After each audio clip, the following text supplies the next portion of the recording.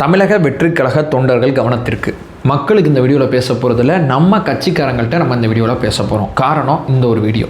அந்த வீடியோவை பற்றி ஞாபகப்படுத்தாத செமகாண்டாயிருவேன் அப்படின்னு நீங்கள் சொன்னீங்கன்னா எனக்கு புரியுது உங்களோட மனநிலை. நானும் அதே மனநிலையில் தான் இருக்கேன். ஆனால் நான் வேற ஒரு இடத்துல உங்களோட முரண்படுறேன். எந்த இடம் தெரியுமா? அந்த வீடியோட கமெண்ட் செக்ஷன் அத்தனையுமே எடுத்து பார்த்தீங்கன்னா அந்த விஷயத்தை ராகவா லாரன்ஸ் அவர்கள் பேசுகிற இந்த வீடியோவை ட்ரோல் பண்ணுறதும் நம்ம பசங்க தான், வருத்தப்படுறதும் நம்ம பசங்க தான். ஒரு சில பேர் வருத்தப்படுறாங்க, சார் நீங்கள் வந்திருக்கலாம் சார், நம்ம கட்சியில் ஜாயின் பண்ணலாம்ல, என்ன சார் பண்ணிட்டு இருக்கீங்க அப்படின்னு சொல்லி சில பேர் பேசுகிறாங்க. சில பேர் பார்த்தீங்கன்னா அதில் ஒன்றும் இல்லை, கிழிச்சு போட்டுரு அப்படின்னு சொல்லி அந்த 14 நிமிஷம் வீடியோவை சொல்லிக்கிட்டு இருக்காங்க. ஒரு சில பேர் வந்து ரஜினி அவர்களையும் இவரையும் இணைத்து அவரோட மூஞ்சி வந்து அந்த இடத்துல வச்சு, அதை கூட நான் சைடில் போடுறேன், நான் அரசியலுக்கு வருவது உறுதி, தேதி பின்னர் அறிவிக்கப்படும், இது எங்கேயோ கேள்விப்பட்ட மாதிரி இருக்குது அப்படின்னு சொல்லி ட்ரோல் பண்ணுறாங்க. ஆனால் திமுக, அதிமுக, நாம் தமிழர் இந்த மாதிரி பிற கட்சிகளோட தொண்டர்களோட இந்த விஷயத்தை கவனிக்கிற மாதிரி எனக்கு தெரியல. நம்ம மட்டும் இதை ஏன் கவனிச்சுக்கிட்டு இருக்கோம்? சைக்காலஜியை யோசிச்சா இதில் சில விஷயங்கள் இருக்குது. இந்த மனுஷன் நம்மள்கிட்டே விளாட்றாரு. யார்? தமிழக வெற்றி கழக தோழர்கள்ட்டே விளாட்றாரு.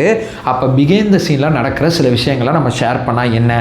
பிகேந்த சீன்னா சைக்காலஜியாக தெரிஞ்சோ தெரியாமையோ அந்த மனுஷன் ஒரு விஷயத்தை பண்ணிகிட்டு இருக்காருங்க. அந்த ஒரு விஷயத்தை இந்த வீடியோவில் நான் ஷேர் பண்ணுறேன். இந்த வீடியோ மூலமாக நான் ஒரே ஒரு விஷயத்தை தான் வலியுறுத்த போகிறேன். அந்த ஒரு விஷயம் என்ன? ஒன்பே ஒன்றா தெளிவானமாக பார்க்கலாம். உற்சாக வணக்கங்கள். வாங்க பதிவுக்குள்ளே போகலாம்.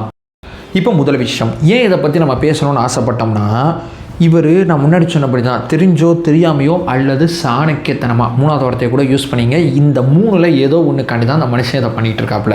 ஒருத்தர் அரசியலுக்கு வராரு, தமிழக வெற்றி கழகத்தில் ஜாயின் பண்ணணும்னு ஆசைப்படுறாங்கன்னா நேராக பனையூர் போகலாம், ஜாயின் பண்ணலாம். இல்லை இவர் விஜயநாட்டை பேச முடியும்னா டேரெக்டாக போய்ட்டு விஜயநாட்டை பேசிட்டு ஜாயின் பண்ணிடலாம். மக்கள்கிட்ட கருத்து கேட்க வேண்டிய அவசியம் கிடையாது. இல்லை கட்சிக்காரங்கள்ட்ட மறைமுகமாக பேசலாம். சார் ஃபோனில் எனக்கு என்ன பதவி தருவீங்க, நான் வந்தால் என்ன செய்வீங்க அப்படின்னு சொல்லி ஃபோனில் பேசலாம். ஏன்னா நான் வந்து ஒரு சினிமாலேருந்து வந்திருக்கேன், எனக்கு எதாவது செய்யுங்க.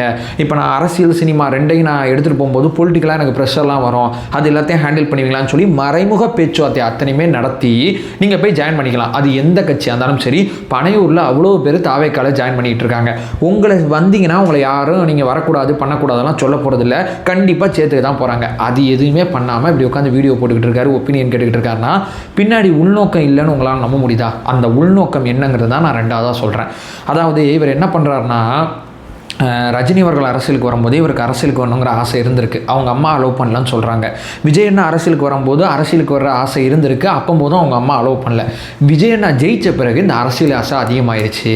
அதாவது நீங்கள் அரசியலுக்கு வரணும்னா வந்துடலாம் சார், யார் இவர் ஜெயிப்பாரா அவர் ஜெயிப்பாரா அவர் பண்ணுவாரா, உங்களுக்கு நல்ல நோக்கம் இருந்தால் யாரையும் நீங்கள் கவனிக்க மாட்டீங்க. உங்களோட பிளானில் உங்களோட வாழ்க்கையில் நம்ம இந்த பாயிண்ட்டுக்கு அப்புறம் அரசியலுக்கு வந்தால் நல்லாயிருக்கும்னு தோணுச்சுன்னா நீங்கள் அரசியலுக்கு வர போகிறீங்க. உங்கள் அம்மா அக்செப்ட் பண்ணல, உங்கள் அப்பா அக்செப்ட் பண்ணல, இவர் கேட்கல அவர் கேட்கல, இந்த காரணம்லாம் சொல்லிக்கிட்டு இருக்க மாட்டீங்க. ஏன்னா அரசியலுக்கு வரணுங்கிறது ஒரு மனநிலை சம்மந்தப்பட்டது. மக்களுக்கு சேவை செய்யணுங்கிறப்போ இப்போ உங்கள் அம்மா வந்து இப்போ அலோவ் பண்ணலங்க, இப்போ ரெண்டாவது தடவை நீங்கள் போய் கேட்குறீங்க விஜய் நான் ஜெயிச்ச பிறகும் இப்போ நீங்கள் அரசியலுக்கு வந்திருக்க மாட்டீங்கல்ல. ஏன்னா உங்கள் நோக்கம், அதாவது உங்கள் முடிவு, நீங்கள் அரசியலுக்கு வர்றதில் எந்த விதமான பிரதிபலனும் இல்லை அப்படின்னு நீங்கள் ஒரு காரணம் சொல்கிறீங்களா, அதை நம்ப மாட்டேன்.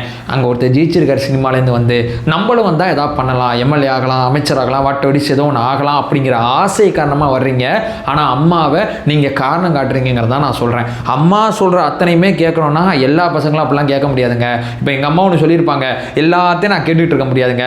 எது சரி எது தப்புன்னு பார்த்து எனக்கு தோன்ற, நான் சில நேரங்களில் தவறுன்னு சொல்கிறது சரியாக இருந்திருக்கலாம், சரின்னு சொல்கிறது தவறாக இருந்திருக்கலாம். அதுக்குன்னு அம்மா அலோவ் பண்ணால் மட்டும்தான் நான் செய்வேன், இல்லைனா செய்ய மாட்டேன்னு சொல்கிற அந்த உருட்டெல்லாம் நாங்கள் நம்ப முடியாது. இப்போ போனால் ஏதாவது ஜெயிக்கலாம், ஒருத்தர் ஜெயிச்சிருக்காரு, இந்த பேட்டர்னில் ஒர்க் அவுட் ஆகும்னு சொல்லி நம்பி வரீங்க. மற்றபடி வேறு எதுவும் கிடையாது. அதை நீங்கள் வந்து எப்படி பூசி முழுகணுமோ அப்படிலாம் பூசி முழுகுறீங்க. சார் இன்றைக்கி எனக்கு அரசியலுக்கு வரணும்னு தோணுது சார், வர்றேன் சார்னா யாரும் உங்களை கேள்வி கேட்க மாட்டாங்க. முன்ஜாமீனா என்ன போடுறீங்க, அம்மாவை போடுறீங்க. அம்மா சொல்லி அம்மா வந்து அப்போலாம் அலோவ் பண்ணல, இப்போ தான் அலோவ் பண்ணுறாங்க, அதனால தான் இப்போ வரேன்னு சொல்கிறீங்க. நீங்கள் இப்போ வந்தாலும் யாரும் உங்களை எந்த கொஸ்டினும் பண்ண போகிறதில்ல. ஆனால் இந்த மாதிரி சில விஷயங்களை நீங்கள் பயன்படுத்தும் போது தான் உங்கள் மேலே டவுட்டு வலுவாகுது அப்படிங்கிறதான் நான் சொல்ல வர்ற ரெண்டாவது பாயிண்ட். இப்போ மூணாவது, சரிப்பா அரசியலுக்கு வரப்போகிறீங்க, வரப்போகிறதுனா ஸ்டார்ட் பண்ண வேண்டியதானே. அது என்ன மக்கள்கிட்ட கருத்து கேட்குறது? இந்த மாதிரி ஒரு அரசியலை நாங்கள் பார்த்த கிடையாது, இது வரைக்கும் நான் கேள்விப்பட்டதும் கிடையாது. எப்போ தெரியுமா மக்கள்கிட்ட கருத்து கேட்பாங்க? ஒரு எம்எல்ஏ எலெக்ஷனில் நிற்கிறாங்கன்னா நான் எம்எல்ஏ ஆகலாமா அப்படின்னு சொல்லி மக்கள்கிட்ட வந்து ஓட்டு கேட்பாங்க. நான் இந்த மாதிரிலாம் பண்ணுறேன் அந்த மாதிரிலாம் பண்ணுறேன், அதுதான் மக்கள்கிட்ட கேட்கணும். நீங்கள் அரசியலுக்கு வர்றதுக்கே மக்கள்கிட்ட கேட்குறீங்கன்னா இப்போ அரசியலில் இருக்கீங்களா இல்லையான்னு தெரியல. இப்போ நடைமுறையில் இவ்வளோ விஷயங்கள் போயிட்டுருக்கு, இது சரி இது தப்புங்கிற உங்களுடைய அரசியல் பார்வையை பொதுமக்களுக்கு சொல்ல ஆரம்பிக்கலாம்ல. நீங்கள் வர்றது வராது இல்லாமல் இருக்கட்டும் போங்க, ஏதோ ஒரு முடிவு எடுக்கட்டும், விடுங்க. மக்கள்கிட்ட கருத்து கேட்குற அந்த காலகட்டத்தில் கூட அறிக்கை வெளியிடறாமே, பேசலாமே. நீங்கள் அரசியல் பேசவே மாட்டீங்க. வரேன் வரல அப்படிங்கிற முடிவுக்கே நான் மக்கள்கிட்ட கேட்பேன். மக்கள் பார்த்துட்டு உன்னை சொல்லணும். திருச்சி கிழக்கு அப்படிங்கிற ஒரு விஷயத்தை நான் பேசு பொருளாகவே வச்சுருப்பேன். யாருமே வந்து திருச்சி கிழக்கோட எம்எல்ஏ நீங்கள் தானா அப்படிங்கிற மாதிரிலாம் பேசுவாங்க. அது வரைக்கும் நான் வெயிட் பண்ணிருப்பேன். திருச்சி கிழக்கு எம்எல்ஏ, திருச்சி கிழக்கு எம்எல்ஏ, எந்த வார்த்தையும் நான் பேச மாட்டேன். திடீர்னு திருச்சி கிழக்கில் தேர்தலுக்கான வேலைகள்லாம் நடக்கும்போது தேர்தல் வரப்போகுதுன்னு தெரிஞ்சால் திருச்சி கிழக்கில் நான் போட்டி போடுவதில்லை. நான் வந்து தமிழக வெற்றி கழகத்தை சேர்ந்தவங்க, அவங்க உழைச்சவங்களுக்கு தான் அங்கே சீட்டு கொடுக்க தான் சரியானதாக இருக்கும்.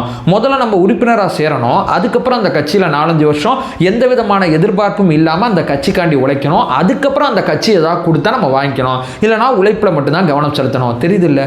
அப்போ சேர்ந்தாதான் இதெல்லாம் நடக்கும். திருச்சி கிழக்கு இந்த மாதிரி எந்த விஷயமும் நடக்குங்கிறது உங்களுக்கு நல்லா தெரியுது இல்லை?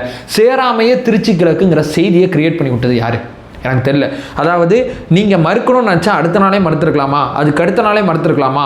ஒரு மாதம் அப்படியே புகையட்டும் அப்படின்னு விட்டு எங்கள் பசங்க அத்தனை பேரையும் திருச்சி கிழக்கு ராகவராஜ், திருச்சி கிழக்கு ராகவராஜ் சொல்லி நம்ப வச்சு, ஏன்னா நாங்கள் இயல்பாக வெள்ளந்தியான மனுஷங்க, உண்மைக்குமே சொல்கிறேன், எல்லாத்தையும் நம்பிடுவோம், எல்லாரையும் வளர்த்து விட்ருவோம். சில விஷயங்கள் எங்களுக்கே தலைகீழ அமையும்.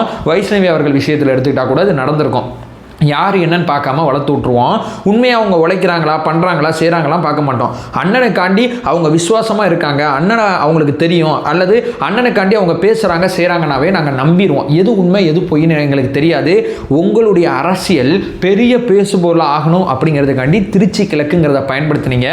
நீங்கள் வந்தால் நல்லாயிருக்கும், நீங்கள் நின்னால் நல்லாயிருக்குங்கிறத நாங்களும் பேசணுங்கிறதான உங்கள் ஆசை. ஆனால் எங்கள் தலைமை தெளிவாக இந்த மனுஷன் போகிற ரூட்டே சரியில்லையே அப்படின்னு சொல்லி அமைதியாக இருக்காங்க. அமைதியாக இருக்கும்போது அடுத்த வீடியோ போடுறீங்க. இதான் நடக்குது. உங்கள் மனசில் என்ன இருக்குதுன்னு கரெக்டாக சொல்கிறேன்னா, ஏன்னா நான் எல்லாத்தையும் இப்படியே நேரடியாக பார்க்கறது இல்லை, மறைமுகமாக இருக்கிற விஷயங்களை பார்க்குறது. நான் உங்களோட எங்கள் தலைமையை ஆழமாக நம்புகிறேன். இவர் என்ன தெரியுமா பண்ணுறாரு? ரொம்ப சுலமாக சொல்லப்போனால், நான் அரசியலுக்கு வரேன், என்னை யாராவது கூப்பிடுங்க அப்படின்னு சொல்லி தன்னுடைய டிமாண்டை அப்படியே கிரியேட் பண்ணுறாரு. யாராவது அழைத்தா நான் அவங்களுக்கு வந்து அவங்க கட்சியில் வந்து இணைந்து செயல்படுறேன்னு சொல்கிறாரு. திமுக அதிமுக யாரும் பெருசாக வந்து இப்படி வந்து அவரை வந்து கன்சிடர் பண்ணவே இல்லை. வெளிப்படையாக அரசியலுக்கு வர்றேன் அப்படிங்கிறத தாண்டி இவர் சொல்லியும் யாருமே கன்சிடர் பண்ணாதனால இப்போ தேதி பின்னர் அறிவிக்கப்படும் அப்படிங்கிற மாதிரி வந்து நகர்ந்து போகிறாருங்க. இவ்வளோ தான் இங்கே நடக்குது. இதுக்கு நடுவில் சில மாற்றுத்திறனாளி குழந்தைகளை வீடியோவில் பேச வைக்கிறது, வாட்டை வடிச்சு இப்படி பண்ணுறது, இதெல்லாம் எனக்கு சரியான்னு தெரியல. அது அவரோட விருப்பம்னு கூட வச்சுக்கலாமே. அவர் உண்மைக்குமே அந்த குழந்தைங்களை அத்தனை பேருமே வளர்த்துருக்காரு. உண்மைக்குமே நிறையா நல்லது பண்ணியிருக்காரு, நிறையா பேருக்கு ஆப்ரேஷன் பண்ணியிருக்காரு, எல்லாத்தையுமே நான் ஒத்துக்கிறேன். ஆனால் அரசியல்வாதியாக அரசியல் கட்சி ஆரம்பிக்கிறது அல்லது அரசியல் கட்சியில் பயணிக்கிறதுக்கு அவருடைய அந்த செயல்பாடு நிறையா மாற்றுக்கருத்தையும் நிறையா வருத்தத்தையும் நிறையா நெகட்டிவிட்டியும் தான் இங்கே ஏற்படுத்துது அப்படிங்கிறது தான் யதார்த்தமான உண்மை. இவ்வளோ நாள் திருச்சி கிழக்கு இவர் தான் வேட்பாளர், தாவேக்கா வேட்பாளர்னு சொல்லி தாவேக்காக்காரங்களை நம்ப வச்சு பேச வச்சது தான் ஒரு தாவேக்கா தொண்டனா எனக்கு கோவம் வருது. இல்லைனா உங்களை பற்றி நான் அந்த வீடியோவில் பேச வேண்டிய அவசியம் கிடையாது. திமுக காரன் அதிமுக காரமாய் நானும் கடந்து போயிருப்பேன் எளிமையா. ஏன்னா நீங்கள் எந்த ஸ்ட்ராட்டஜி வெளிப்படையாக வேற பேசிக்கிட்டு இருக்கீங்க அரசியல் கட்சிகிட்ட, திமுக அதிமுக நாத்தாக்கா தாவேக்கான்னு சொல்லி எந்த கட்சி கூப்பிட்டாலும் அந்த கட்சியில் ஜாயின் பண்ணுவேன் அப்படிங்கிறதான உங்கள் நிலைப்பாடு, வேறு எதுவும் கிடையாது இல்லை. ஸோ ரசிகர்களை கூப்பிட்டீங்க, நம்ம அரசியலுக்கு வரலாமான்னு கேட்குறீங்க. மறைமுகமாக அந்த பேச்சுவார்த்தை பண்ணுவாங்க. விஜயண்ணாவும் பண்ணாருங்க, பண்ணாமல் இல்லைங்க.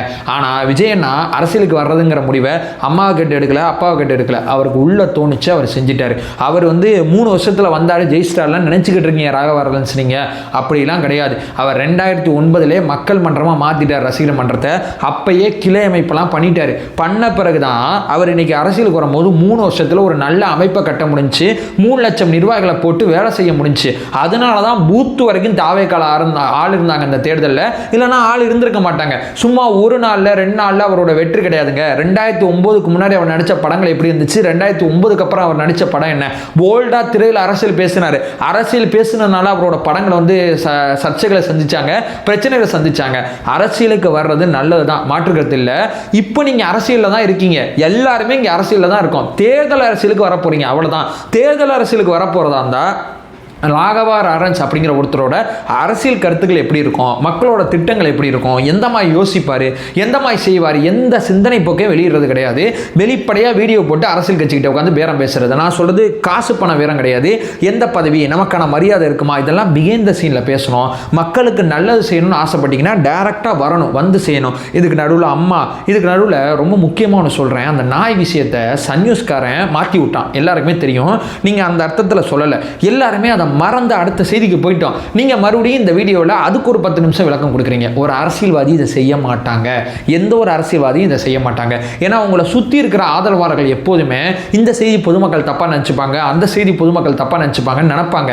ஆனால் அரசியல்வாதி பொதுமக்கள் எதை நினைக்கிறாங்க, பொதுமக்களோட பாயிண்ட் ஆஃப் வியூ எப்படி இருக்குங்கிறத பார்த்து தான் ரியாக்ட் பண்ணுவாங்க. ஆதரவாளர்கள் என்றைக்குமே இப்போ தாவேக்கால ஒரு நெகட்டிவான செய்தி வந்துச்சுன்னு வைங்களேன், எத்தனை செய்திக்கு உட்காந்து விளக்கம் கொடுக்க முடியும் விஜயண்ணா சொல்லுங்க? ஆதரவாளர்கள் எப்போதுமே கட்சி கரெக்டாக இருக்கணும், சரியா போகணும், அண்ணாக்கு எந்த கெட்ட பேரும் வந்துடக்கூடாதுன்னு நினைப்பாங்க. ஆனால் பொதுமக்கள் எதை கவனிப்பாங்க, எதை கவனிக்க மாட்டாங்க அப்படிங்கிறத ஆதரவாளர்கள் கவனிக்க மாட்டாங்க. ஆதரவாளர்கள் எப்போதுமே அந்த கட்சி நல்லா இருக்கணும், தலைவர் விஜயண்ணா நல்லா இருக்கணுங்கிறது தான் தொடர்ச்சியாக நினைப்பாங்க. ஆனால் நீங்கள் ஆதரவாளர்கள் சொன்னாங்க அதனால நான் வீடியோ போட்டேன்னு சொல்கிறீங்க. பொலிட்டிக்கலாக எப்படி பேசணும்னு தெரியல, பொலிட்டிக்கலாக எப்படி மூமெண்ட் பண்ணணுங்கிறது தெரியல, பொலிட்டிக்கலாக எப்படி பேரம் பேசணுங்கிறது தெரியல, பொலிட்டிக்கலாக எப்படி அறிக்கைகள் செயல்பாடுகள், அதாவது நீங்கள் நல்லவராக இருந்தால் மட்டும் இங்கே ஜெயிக்க முடியாதுங்க. இங்கே வல்லவராக இருந்தால் மட்டும்தான் ஜெயிக்க முடியும். அந்த நல்லவர் வல்லவருங்கிற கான்செப்ட் தெரியல. வீடியோ போட்டு இப்போ வரப்போகிறீங்களா வரப்போகிறது இல்லையான்னு சொல்லி எங்கள் தோழர்களை ஏன் குழப்புறீங்க? என்னோட கேள்வி அவ்வளோதான். திமுககாரன் அதிமுககாரன் நாத்தாக்காரனுக்கு ஒரு தெளிவு இருக்குது, இந்த மனுஷன் வேற பேசிகிட்டு இருக்கான் அப்படின்னு சொல்லி தெளிவு இருக்குது. அதனால அவங்களாம் உங்கள் வீடியோ கண்டுக்கிறதே இல்லை. எங்கள் பசங்க திருச்சி கிழக்கு, நீங்கள் விஜயண்ணோட ஃப்ரெண்டு, நீங்கள் தமிழக வெற்றி கழகத்தை பாராட்டி பேசுகிறீங்க அப்படின்னு சொல்லி உங்கள் வீடியோவை எதிர்பார்க்குறாங்க. எதிர்பார்க்குற தோழர்களை வச்சு இவ்வளோ பெரிய ரீச் இருக்கு எனக்கு அப்படிங்கிற ஒரு விஷயத்தை காமிச்சிக்கிறீங்களா? ரொம்ப தப்புனே, இப்படிலாம் செயல்படாதீங்க. வர்றா இருந்தால் வாங்க, வரலனா போங்க, இவ்வளோ தான் பாயிண்ட். இல்லை ஒரு குடிமகனாக வந்து ஓட்டு போட்டு உங்களோட பணியை செய்யுங்க, சினிமா பணியை செய்யுங்க, யாரும் உங்களை எதுவும் கேட்க போகிறதில்ல. வர்றா இருந்தால் வாங்க, உங்களுக்கு எந்த கட்சி பிடிச்சிருக்கோ அந்த கட்சியில் போய் ஜாயின் பண்ணுங்கள். இல்லை நீங்களே கட்சி ஆரம்பிக்கிறதா ஆரம்பிங்க. ஏன்னா இதற்கு முன்னாடி நிறையா நடிகர்கள் கட்சி ஆரம்பிச்சிருக்காங்க, யாரும் ஜெயிச்சது கிடையாது. ஒருத்தர் ஜெயிச்சார்னா அவர் இவங்களாம் கட்சி ஆரம்பிக்கிறதுக்கு முன்னாடியே தன்னுடைய அரசியல் காயை தெளிவாக நகர்த்தியிருக்கார். ரெண்டுக்கு நடுவில் வருஷங்கள் ஆண்டுகள் தான் வித்தியாசமே தவிர தன்னுடைய அரசியல் பார்வை அரசியல் தெளிவை அவர் தன்னுடைய அறிக்கைகள் மூலமாக உரையாடினார், மேடை பேச்சுகள் உரையாடினார். இதெல்லாம் செஞ்சதுனால தான் விஜயண்ணா ஜெயிச்சார். சும்மாலாம் வந்து சினிமாலேருந்து வந்து அவர் ஜெயிக்கலைங்க. ஸோ இந்த வேரம் பேசுகிற பாலிடிக்ஸை விட்டுட்டு நான் முன்னாடி சொன்னபடி வர்றாந்தா வாங்க, வரலனா போங்க. நம்ம தோழர்கள் தயவு செய்து இந்த மாதிரி விஷயத்துக்கெல்லாம் நீங்கள் வந்து பெருசாக வந்து ஆர்வம் காட்டாதீங்க. எப்படி சொல்கிறதுனா, நம்மளை பயன்படுத்தி இந்த மாதிரி பண்ணுறாங்கல்ல, அவங்களெலாம் பெருசாக கண்டுக்காதீங்க. அவங்களோட முடிவு என்ன வேணா இருக்கட்டும். நம்ம தலைமையில் கூப்பிட்டு ஜாயின் பண்ணுறாங்களா அவங்கள ஏற்றுப்போம், நம்ம தலைமையில் கூப்பிட்டு அங்கீகரிக்கிறாங்களா அவங்கள ஏற்றுப்போம். ஏன்னா அவங்க இப்போ நம்ம பேசின விஷயம்லாம் பார்த்துட்டு தான் கூப்பிடுவாங்க. கூப்பிடலாம் அதில் ஏதோ உள்குத்து இருக்குது. நம்ம தலைமையை ஒரு முடிவு எடுக்குதுன்னா அதுக்கு பின்னாடி 1000 காரணங்கள் இருக்கும். அந்த 1000 காரணங்கள் என்னன்னு தேடுங்க, உங்களுக்கு அந்த முடிவுக்கான ரீசன் தெரிஞ்சிடும். இதைத்தான் நான் இங்கே சொல்ல வரேன். இதெல்லாம் கண்டுக்காதீங்க. அதை விட்டு இதை தாண்டி நமக்கு வந்து ஏகப்பட்ட வேலைகள் இருக்குது, அதை நோக்கி கவனம் செலுத்துவோம் அப்படிங்கிற ஒரு விஷயத்தை சொல்லிட்டு இந்த வீடியோ எண்ட் பண்ணிக்கிறேன். நம்மளோட ஒரே நோக்கம் அறியாமை அகற்ற வேண்டும், அறியாமை அகற்றப்பட வேண்டும். Thank you so much.